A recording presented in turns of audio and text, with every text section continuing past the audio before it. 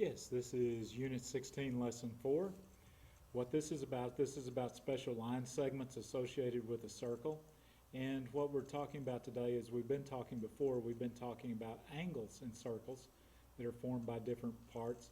We're going to talk about the lengths of different segments that are associated in circles also. Okay, so if you think that you might have a reason to ask a question or something, make sure you have a pencil and paper and something to record it on, and bring it to class, and we'll be glad to address that before we start any work. Okay, so let's take a look at this. Okay, the first thing starts out with a theorem, and the theorem says that if two chords intersect in a circle, then the products of the measures of the segments of the chords are equal. So the first thing this is this diagram here shows you what's going on. Takes the two parts, takes the S1 and S2 that make up one chord, multiply those together, and that has to equal the other chord, which is S3 and S4 multiplied together. Okay, example 1. They want us to find x and then use it to find the radius of the circle. So here's our diagram. Notice that we have these two chords. One chord goes through the center of the circle, so that makes it a diameter. So the pieces of the diameter are x and 1, and the pieces of the other chord are 3 and 3.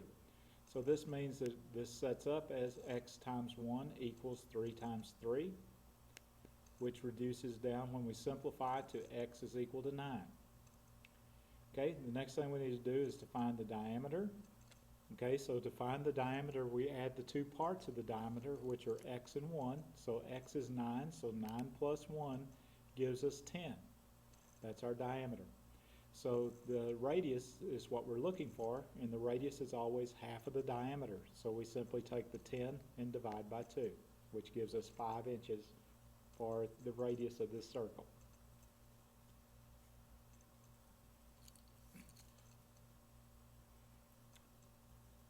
Okay, then we're going to talk about some definitions here. The first one is secant segment.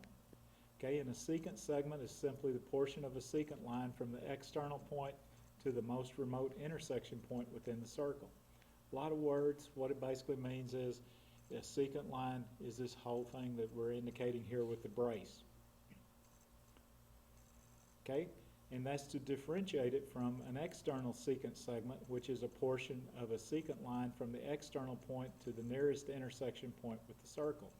So the brace here just goes from the point that's outside the circle to the point where it touches the circle. And we need those definitions because of our next theorem. Our next theorem tells us that if we have two secant segments drawn to a circle from a common exterior point, then the product of the measures of one secant segment and its external segment is equal to the product of the same pair of segments from the other secant line. So what this really means is this. If two secants intersect outside the circle, then the external part times the whole thing is equal to the external part of the other one times its whole thing. So example 2 will show us how to do that. Okay, so they want us to find x. And this is our diagram here. Notice that we have 11 and 7 for one, and 6 and x for the other one.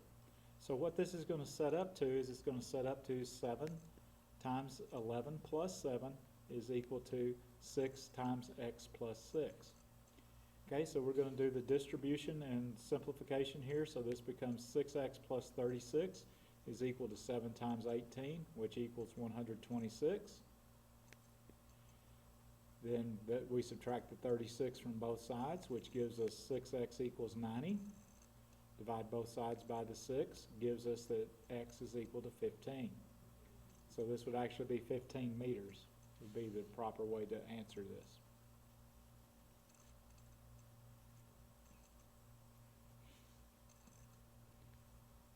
Okay, so let's look at the next slide. And the next slide tells us that we have another theorem.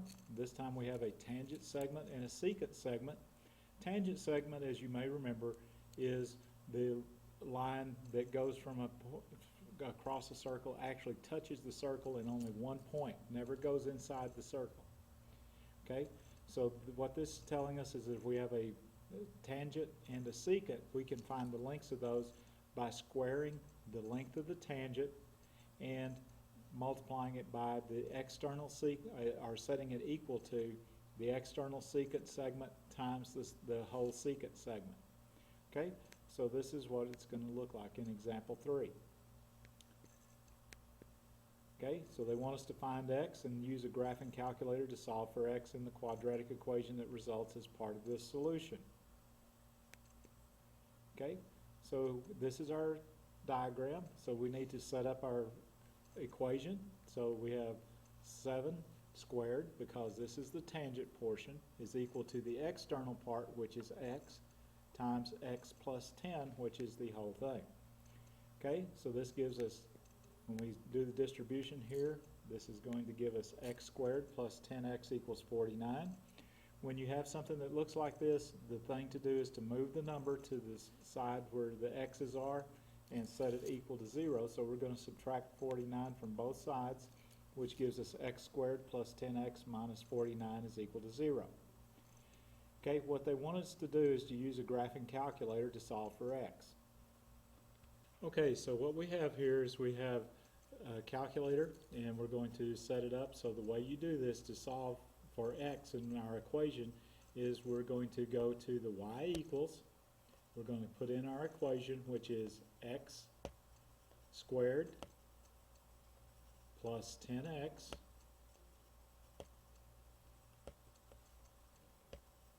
minus 49, and then we're going to graph the equation. Okay, when we graph the equation, if you see that it goes across the x-axis in 2 different places. So since we changed the 0 to a y so that we could put it into the calculator, what we really need to do now is to find out when this equation is 0. The negative part of it over here on the left side is not something that we're going to find in this thing. If you go to algebra, you will need to find this one as well, but we're just interested in the positive one because we cannot have a negative length. So what I'm going to do at this point is press second trace, which causes the calculator to calculate out some information for us. Since we're interested in when this is 0, we're going to select the second option here, which is 0, and then we're going to establish a left bound by pressing the right arrow key until the cursor appears below the x-axis. Okay, so there's a good place right there. We're going to call that our left bound. Okay, we need to have a right bound that needs to be above the x-axis. So we're going to go ahead and press the right arrow key until we get above the x-axis. There we are above the x-axis. So I'm going to press the enter key to set that as the right bound. Then if you notice on the calculator here, it says, do you want it to guess? It's not really guessing. What it's really doing is calculating for you. So we're going to go ahead and press the enter key so that it will do that. Okay, as you can see here, the 0 comes up as 3.6023253. So the solution to this problem is going to be approximately 3.60. Okay, so as you can see, we found that our solution is approximately 3.60. So we're going to go ahead and record what we did on the calculator over here. So that's where this little picture comes from right here. The 3.60 is our approximate solution. So that's going to come back, and then we just finish off the equation with x is approximately equal to 3.60 inches. Okay, that concludes the lesson for 16.4 and 16.5. So if you have any questions, write them down, bring them to class. We'll be glad to discuss them before we continue on with any of the work. Thank you very much. See you later.